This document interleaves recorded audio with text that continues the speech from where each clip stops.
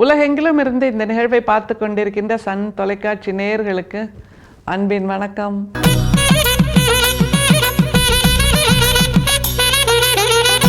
வள்ளல் பிரானுடைய உரைநடைக்கான நேரம். மிக அற்புதமான ஒரு சிந்தனையை நமக்கு இன்றைக்கு வள்ளல் பிரான் கொடுக்க இருக்கிறார். அதாவது வளரும் போதே நாம் அத்தனை பேருமே இறை சிந்தனையோடு தான் வளர்க்கப்படுகிறோம். குழந்தைக்கு கூட நாம் சாமி பார்த்துக்கோ, கன்னத்தில் போட்டுக்கோ, சாமி கும்பிடு, உம்மாச்சி பாரு, இப்படியெல்லாம் சொல்லி சொல்லி தானே வளர்க்கிறோம். அந்த குழந்தைகளுக்கு இந்த சிந்தனை என்றால் என்ன என்றே தெரியாத அந்த குழந்தை பருவத்தில் கூட நாம் இயல்பாக அவர்களுக்கு சோறு ஊட்டுவது மாதிரி இதையும் ஊட்டி விடுகிறோம். அதற்கு பின்பு வளர வளரத்தான் நமக்குள் 1000 கேள்விகள் வருகின்றன. பதிலை தேட துவங்குகிறோம். பதில்கள் கிடைக்காத போது நாம் எதிர்கேள்வி எழுப்புகிறோம், எதிர் சிந்தனையில் பயணிக்க துவங்குகிறோம். இப்படியான ஒரு நிலையை நம்முடைய வாழ்க்கை நமக்கு கொடுக்கிறது. ஆனால் அந்த ஆன்மீகத்தில் பயணம் செய்பவர்கள் அதிலேயே ஆழ்ந்து போகின்ற நிலையும் இருக்கிறது. அவர்களை பற்றி ஒரு பத்தி வள்ளல் பிரான் மிக முக்கியமாக அதை பற்றி என்ன சொல்கிறார் என்பது தெரிய வேண்டிய ஒரு விஷயம். இதில் இந்த பத்தியில் நம்ம கவனிக்க வேண்டியது, துவங்குகிறார் வள்ளல் பிரான், முடிக்கிற வரைக்கும் வரி வரியா வரி வரியா வரி வரியா வார்த்தை வார்த்தையாக போய்கிட்டே இருக்குங்க. அந்த அளவுக்கு அவரிடம் அந்த மொழி வளம் கொட்டி கிடக்கிறதுங்கிற அந்த வியப்போடு நாம் இந்த உரைநடையை வாசிக்கலாம். சைவம், வைணவம், சமணம், பௌத்தம் முதலாக பல பெயர் கொண்டு பலபட விரிந்த அளவிறந்த சமயங்களும் அச்சமயங்களில் குறித்த சாதனங்களும் தெய்வங்களும் கதிகளும் தத்துவ சித்தி விகற்ப பேதங்கள் என்றும் அவ்வச்சமயங்களில் பலபட விரிந்த வேதங்கள், ஆகமங்கள், சாத்திரங்கள், புராணங்கள் முதலிய கலைகள் எல்லாம் தத்துவ சித்தி கற்பனை கலைகள் என்றும் வேதாந்தம், சித்தாந்தம் முதலாக பல பெயர் கொண்டு பலபட விரிந்த மதங்களும் மார்க்கங்களும் சுத்த சன்மார்க்க அனுபவ லேச சித்தி பேதங்கள் என்றும் கேள்விப்பட்டிருக்கின்றனம். ஆகலின் அவ்வச்சமய மதாசாரங்களை சிறிதும் அனுட்டியாது நிற்றலும் அவற்றில் சத்திய உணர்ச்சி கொள்ளாமல் விடுதலும் வேண்டும். மிக முக்கியமான ஒரு கருதுகோள் வள்ளல் பிரான் நமக்கு கொடுப்பது. ஏன்னா யோசிச்சு பாருங்களேன், உலகம் முழுக்க இந்த இறை என்கின்ற அந்த நிலையை பற்றி, அந்த இறைக்காக உருவாக்கப்பட்டிருக்கின்ற அந்த கட்டமைப்புகள், அதை பற்றி எழுதப்படுகின்ற படைப்புகள், பேசப்படுகின்ற பேச்சுகள், இது எல்லாமே இருக்கா இல்லையா என்று அறுதியிட்டு சொல்ல முடியாத ஒரு தத்துவத்தை பற்றிய படைப்புகள் தான், வெளியீடுகள் தான்.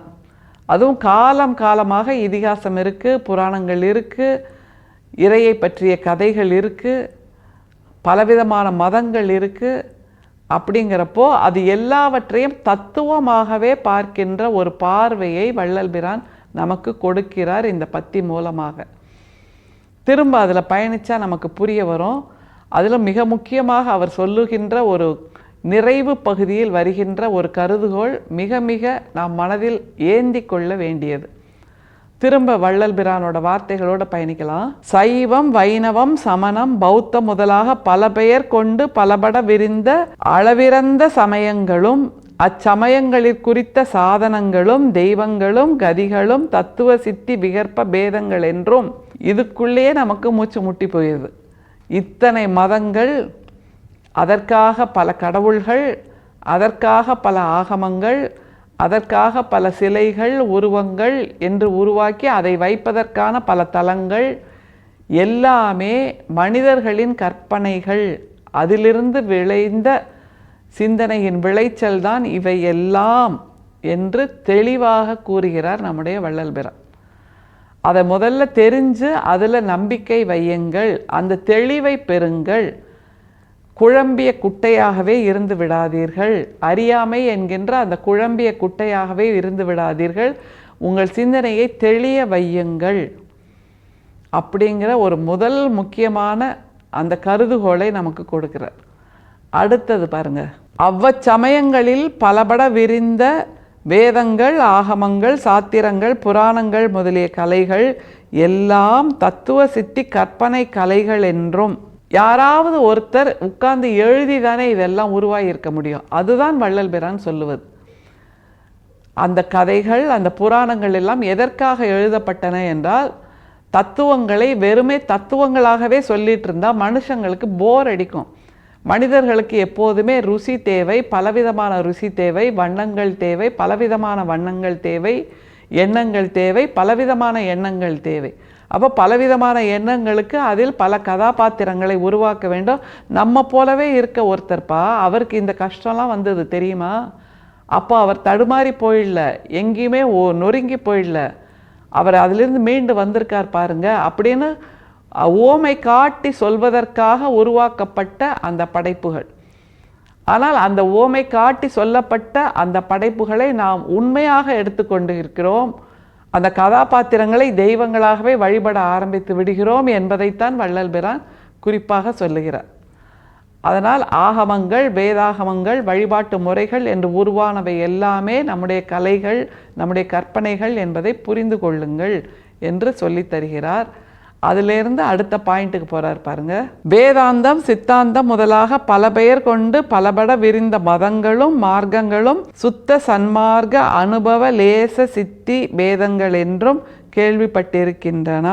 சுத்த சன்மார்க்க அனுபவ சித்தி பேதங்கள் என்றும் கேள்விப்பட்டிருக்கின்றன அப்படிங்கிறார்னா, இது எல்லாமே தனிநபர்களின் அனுபவங்கள், தனிநபர்களின் சிந்தனைகள், அதன் மூலமாக வந்த குழப்பங்களிலிருந்த விடுதலை, அந்த விடுதலையைத்தான் இப்படியாக சித்தாந்தமாக உருவாக்கி வைத்திருக்கிறார்கள்.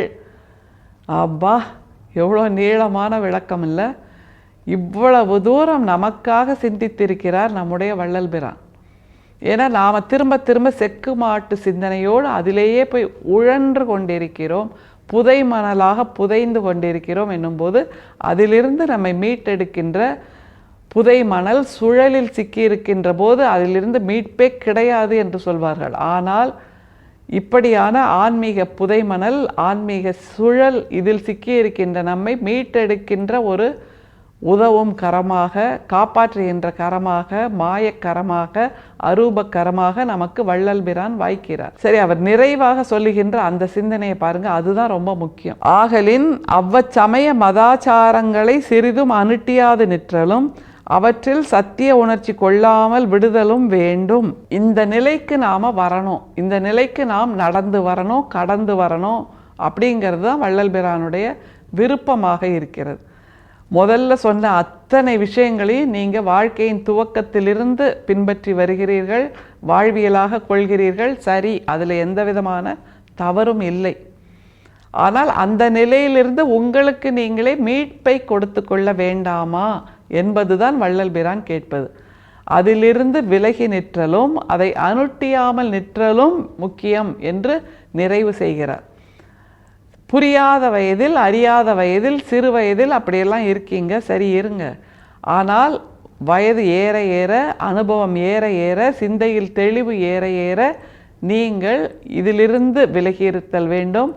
இந்த ஆகமங்களை அனுட்டிப்பது மட்டும்தான் இறை வழிபாடு என்கின்ற அந்த செக்கு மாட்டு சிந்தனையிலிருந்தும் விலகியிருத்தல் வேண்டும் என்கின்ற ஆக பெரும் உண்மையை நமக்கு சொல்லித் தருகிறார். பற்றற்று இருக்கின்ற அந்த நிலைமை, சொல் அற சும்மா இரு என்று இருக்கின்ற அந்த நிலைமை, எப்போது பார்த்தாலும் சப்தங்கள், எப்போது பார்த்தாலும் மந்திரங்கள், எப்போது பார்த்தாலும் ஒலிகள், எப்போது பார்த்தாலும் பரபரப்புகள், எப்போது பார்த்தாலும் பதைபதைப்புகள், அதிலிருந்து விலகி சும்மா இரு, சொல் அற என்பதைத்தான் வள்ளல் பிரான் நமக்கு இந்த பத்தியில் மிக அற்புதமாக சொல்லி கொடுத்திருக்கிறார்.